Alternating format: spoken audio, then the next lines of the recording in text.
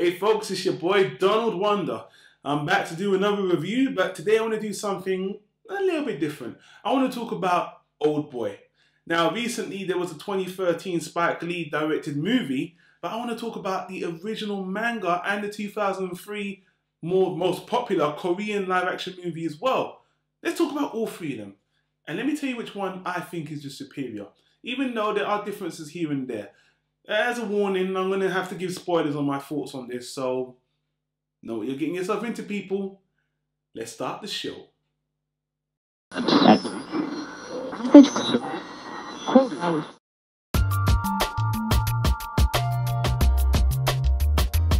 Tyro Media.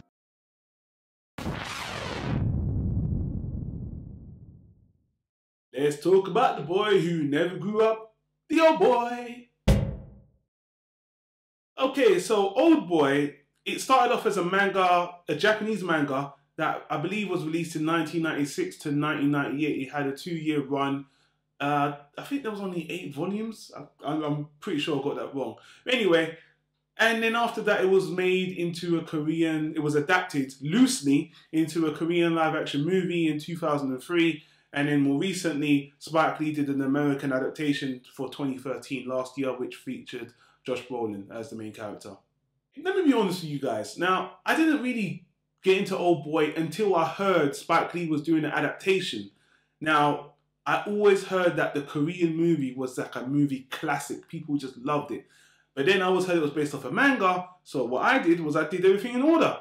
I read the manga first, then I watched the Korean movie, and, well, a day from recording this video, I just watched the 2013 Spike Lee movie. And I have thoughts on all three of them because they do slightly deviate.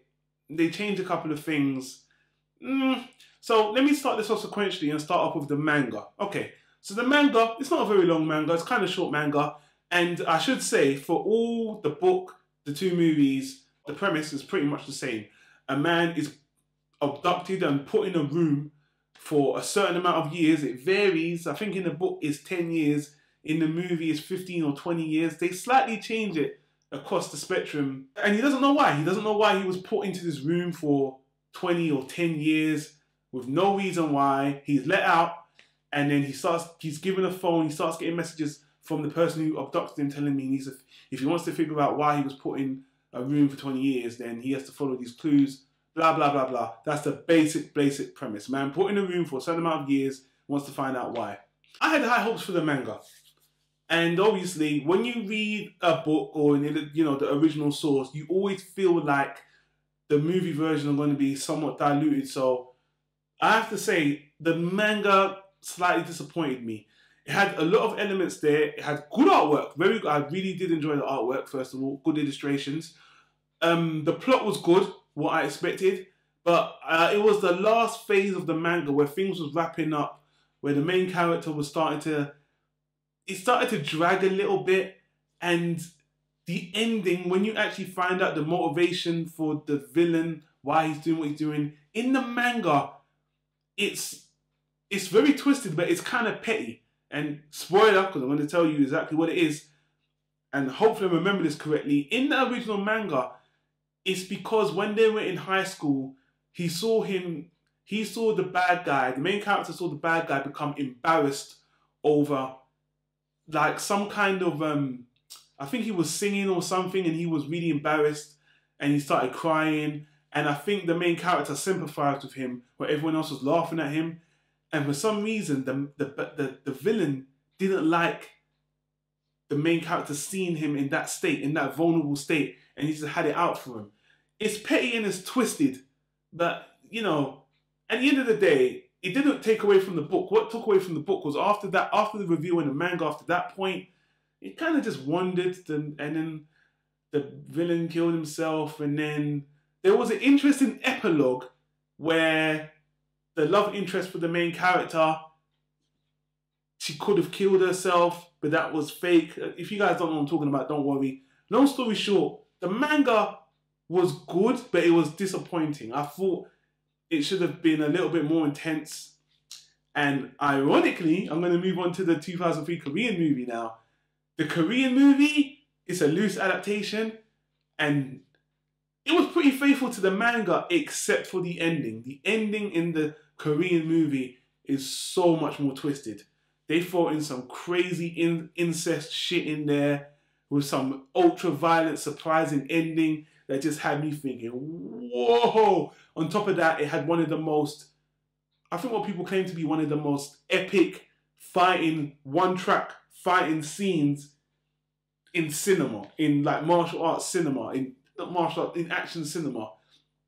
And, you know, it was great. Yes, it was in Korean and it was subtitled. Didn't get to watch in English. Well, actually, I did, because there was an English dub for the Korean one before the Spike Lee one came out. So, and I have to say, I'm happy with people doing dubs for international movies. I don't know why Western culture feels like we need to completely remake something and westernize it. Why can't you just give it an English dub track? That's enough. Like the other, I know I'm going on a bit of a tangent. Like the other movie, was it Mindhunters? They want to adapt that to an American version, but the English dub for that movie, is it a German movie? Fine. I digress. Anyway, so the Spike Lee version that I just watched now, I didn't hate it. Spike Lee is a good director and he does good action movies. If you've seen, you know, previous movies he's done, I'm not even going to name them right now. I know he's been known for being a black actor, a black director who only does black movies, but good for him. He's been straying out of that, doing other movies.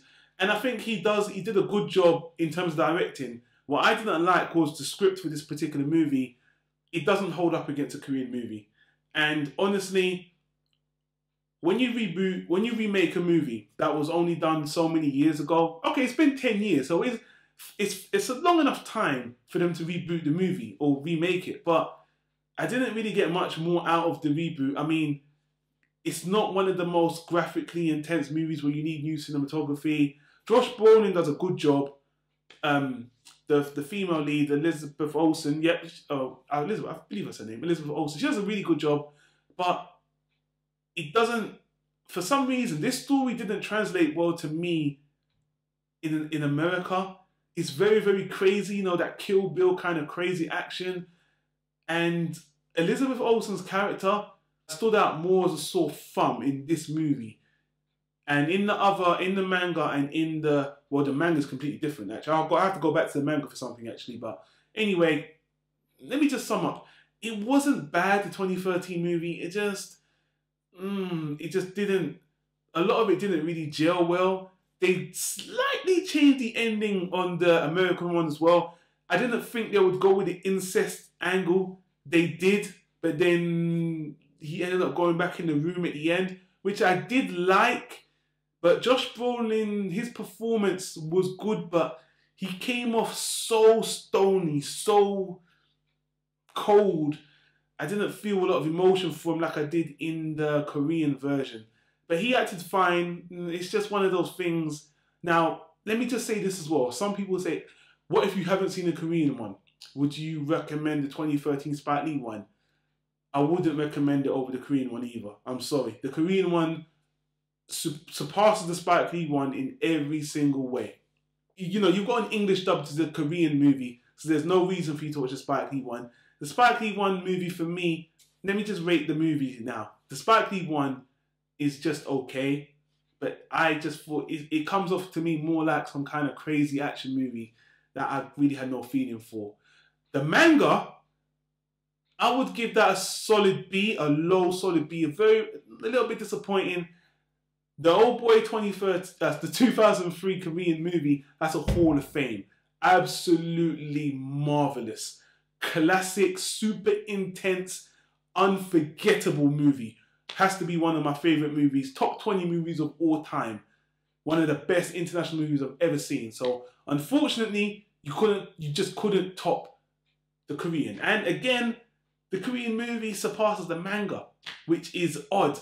I mean, Fight Club's the only other movie which surpasses the original book as well. So this can happen a few times, but again, it's just my opinion. And I was going to say something else about the original manga, but the 2013 movie, they took out the hypnotism as well. I liked the hypnotism element. It added more manipulation. So, but anyway, overall, all three are decent. I mean, the whole franchise is decent. I don't think the Spike Lee one brings anything down. It's just, you've got something that's there, that's really great. You don't need to watch any. The manga, again, is okay as well. But the live action Korean movie, Hall of Fame, end of story. So that's my opinion. What do you think? Do you think I'm talking crap? Do you think that one of the other mediums is better, the Americanized version or the manga? Tell me what you think in the comments down below. So that's about it for this little comparison review. Like, comment, and subscribe if you want to see more. I want to hear from you guys as usual. Like the Facebook fan page. And I'll see you guys on the next episode of Tyro Media. This is Donald Wonder signing off, saying peace.